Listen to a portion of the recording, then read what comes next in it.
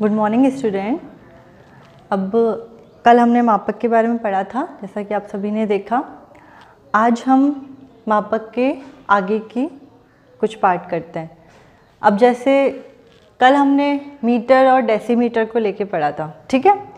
आज हम जो है इंचेस वाली जो इकाई है उसको पढ़ेंगे। जैसे कि आपका मान लीजिए सवाल आता है RF इज इक्वल टू 1:144 मापक पर गज व फुट में दूरी पढ़ने के लिए एक सरल मापक की रचना कीजिए, ठीक है। तो सबसे पहले तो हम इसकी सारणी बनाएंगे, जैसे कि कल हमने बनाई थी। आपने kilometre, hectometre, decametre, metre, decimetre, centimetre, ये एक सारणी बनाई थी जिसको हम कहते हैं भारतीय प्रणाली। जो आपकी ये किलोमीटर वाली जो सारणी होती है, जिसकी सबसे छोटी इकाई सेंटीमीटर होती है, इसको हम कहते हैं भारतीय प्रणाली। दूसरी हमारी होती है ब्रिटिश प्रणाली, जो होती है आपकी, जैसे कि 1 मील में होते हैं आपके 8 फरलॉन्ग। 1 मील में होते हैं 8 फरलॉन्ग। 1 फरलॉन्ग में होते हैं आपके 220 गज। 1 गज में होते हैं आपके 3 फुट और 1 फुट में होते हैं आपके 12 इंच। ये आपकी कौन सी प्रणाली होती है? ब्रिटिश प्रणाली। कल हमने जो पढ़ी थी वो थी भारतीय प्रणाली। दोनों की सारणी अलग अलग होती है और दोनों की सारणी के अंदर जो क्वेश्चन बनता है वो अलग बनता है। अगर मीटर डेसीमीटर का क्वेश्चन आ रहा है तो उसकी सबसे छोटी इकाई सेंटीमीटर होगी। अगर गज, फुट, मील, फरलॉन्ग का क्वेश्चन आ रहा है तो उसकी सबसे छोटी इकाई इंच होगी, ठीक है। जैसा कि आप इस सारणी में देख रहे हैं कि सबसे छोटी इकाई आपकी कौन सी है? इंच है। अब जैसे आपकी RF दे दी है 1:144। आपका सवाल दिया 1:144, मतलब कि 1 इंच तो आपकी है कागज की दूरी और 144 इंच है आपकी धरातल की दूरी, ठीक है, क्योंकि अनुपात है। अब जैसा कि मैंने कल बताया था आप लोगों को कि प्रदर्शक भिन्न ऐसी मापक होता है जिसके अंदर कोई भी देश अपनी इकाई को डाल सकता है। जैसे कि अभी इसमें मैंने ब्रिटिश प्रणाली के अकॉर्डिंग दोनों तरफ क्या डाला है? इंच डाला है। 1 इंच तो कागज की और 144 इंच जो है आपकी वो धरातल की दूरी, ठीक है। अब इसके ऊपर अपन को एक सरल मापक की रचना करनी है। सरल मापक की रचना करनी मतलब 144 इंच को अपन कागज पे तो बना नहीं सकते, तो 144 इंच को जब अपन कागज पे नहीं बना सकते तो उसको कागज पे कैसे रिप्रेजेंट किया जाए, उसके लिए हम मापक का यूज़ करते हैं। जैसे कल हमने किया था 100 मीटर को लेके, तो आज हमारी RF है 144। सबसे पहली इकाई देखेंगे हम गज। सबसे पहली इकाई हमारी कौन सी? इसमें गज। तो गज को हम किस में चेंज करेंगे? सबसे छोटी इकाई इंच में बदलेंगे। गज को हम सबसे छोटी इकाई किस में बदलेंगे? इंच में बदलेंगे।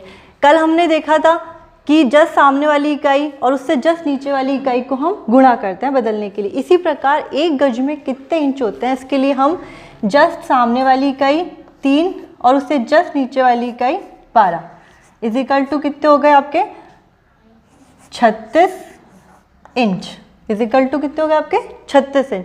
मतलब 1 गज में आपके कितने इंच होते हैं? 36 इंच होते हैं, क्योंकि 12, 12 दूनी 24, 12 36।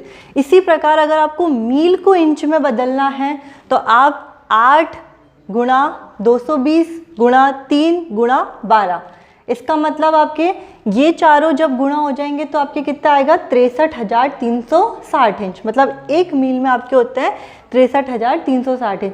अगर आपको फरलॉन्ग को इंच में बदलना है तो इन तीनों को गुणा करोगे, गज को बदलना है तो इन दोनों को गुणा करोगे। मतलब किसी भी इकाई को किसी भी इकाई में बदलना होता है तो आप उसको क्या कर सकते हो? उसके सामने वाली इकाई और उससे जस्ट नीचे से नीचे वहाँ तक की इकाई को आप गुणा करके उसको उसमें कन्वर्ट कर सकते हो। जैसे कि आप मान लीजिए अगर आपको बदलना है कि 1 मील में कितने फुट होते हैं, अगर आपको ये पता करना है कि 1 मील में कितने फुट होते हैं, तो 1 मील के जस्ट सामने वाली इकाई, उसके जस्ट नीचे वाली इकाई और फुट तक की इकाई, मतलब 8 × 220 × 3।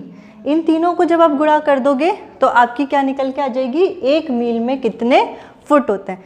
सबसे पहले हम बात कर रहे हैं अभी गज की, ठीक है। पहली इकाई है अपनी गज, तो 1 गज में होते हैं आपके 36 इंच। तो हम सबसे पहले करेंगे 144 के अंदर हम 36 का क्या करेंगे, भाग देंगे। 144 में हम 36 का भाग देंगे। अब उसके बाद में, जैसा कि कल भी मैंने आपको बताया था, कल तो आपका था सेंटीमीटर वाला सवाल। सेंटीमीटर में जो हम स्केल लेते हैं वो 10 सेंटीमीटर से लेके लगभग 15 सेंटीमीटर के बीच की लेते हैं, ठीक है। जैसे कि आपकी जो नॉर्मल स्केल होती है वो 15 सेंटीमीटर की होती है, जिसके दूसरी तरफ इंच होता है। तो लगभग जो आपकी मैक्सिमम इंच होती है उसमें कितनी होती है, 6 इंच होती है। जिस तरीके से आपकी एक स्केल के अंदर मैक्सिमम टू मैक्सिमम 15 सेंटीमीटर होता है, तो उसका अपोजिट साइड के अंदर आपका 6 इंच होता है। इसीलिए यहाँ पर जो हम स्केल की लेते हैं वो 4 इंच से लेकर लगभग 6 इंच तक की कुछ भी स्केल यहाँ पर हम मान सकते हैं। आप चाहे 4 इंच मानो, चाहे 5 इंच मानो, चाहे आप 6 इंच मानो। जैसे कि आपने कल 10 सेंटीमीटर ली थी और 10 सेंटीमीटर की स्केल बनाई थी, ठीक है। उसी प्रकार से आज मान लीजिए मैं यहाँ पर 4 इंच लेती हूँ, ठीक है। मैं मानती हूँ मैं 4 इंच की एक स्केल बनाऊंगी, तो यहाँ पे मैं 4 इंच लेती हूँ। आपने 36 को 144 से काटा, आपका 4 आया, 4 आया। 4 को 4 से गुणा किया तो आपका यहाँ पे 16 गज आया, ठीक है। यहाँ पर आपका क्या आया, 16 गज। 16 गज निकल के आ गया।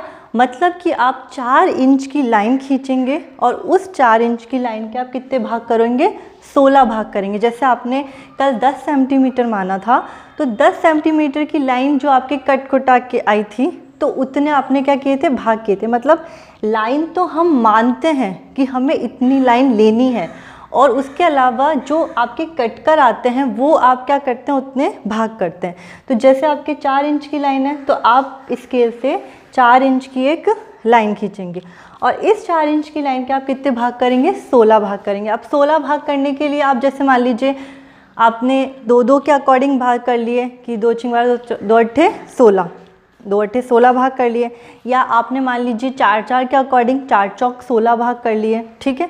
आप मतलब कैसे भी भाग कर सकते हैं, या तो 1 2 3 4 5 6 7 8 9 10 16 कर लिए, ठीक है, या आपने 2 8 16 कर लिए, या आपने 4 चौक 16 कर लिए। तो अगर आप मान लीजिए 4-4 के अकॉर्डिंग या 16 भाग करते हैं, तो आपने 4 4 दूनी 8 4 तिया 12 4 चौक 16, मतलब आपकी जो 4 इंच की लाइन है उसके आपको 16 भाग इस तरीके से करने हैं कि प्रत्येक भाग आपका क्या हो, बराबर हो, प्रत्येक भाग बराबर हो।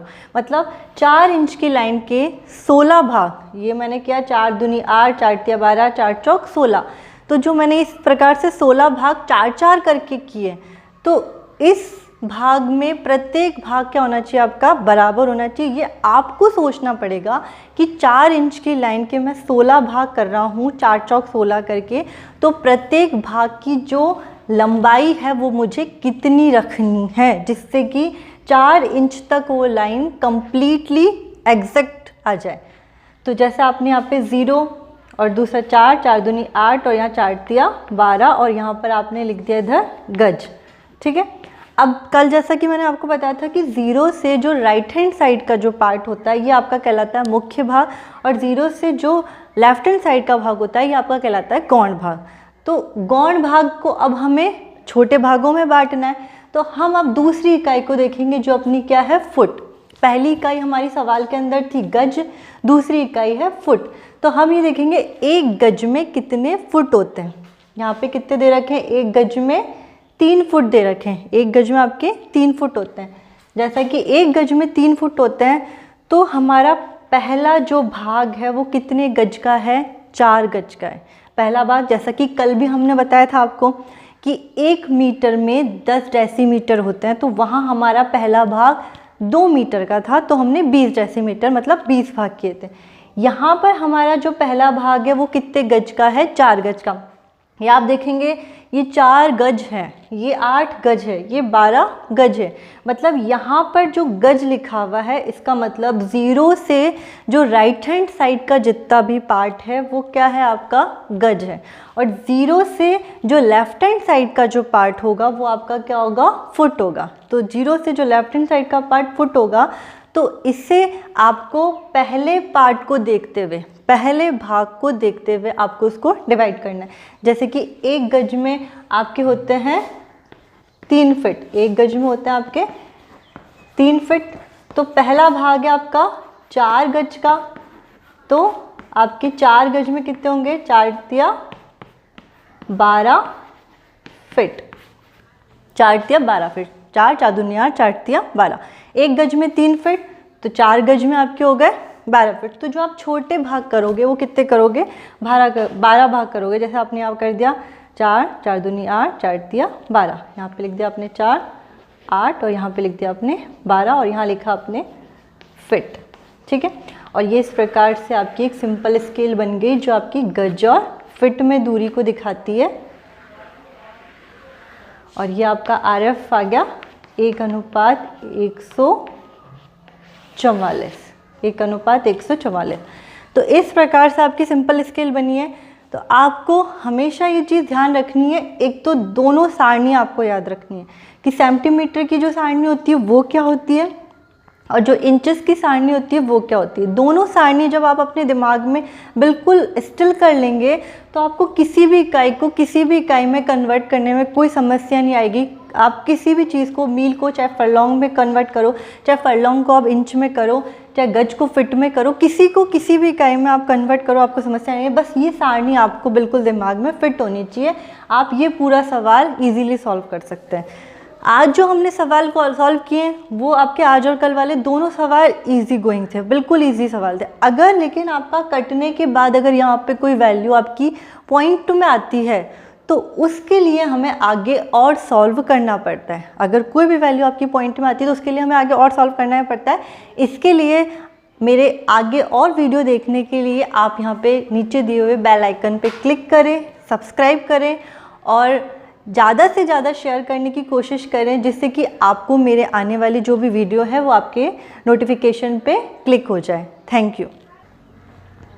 और आप मेरे इस वीडियो को और अच्छे से समझना चाहते हैं तो मेरा जो लास्ट वीडियो है उसे देखने के लिए आप मेरे डिस्क्रिप्शन में जाइए और उसमें जाके देखिए मेरे पिछले वाले वीडियो को, जिससे कि आप इस वीडियो को और अच्छे से समझ सके और आगे आने वाले वीडियो को भी और अच्छे से देख सके। Thank you.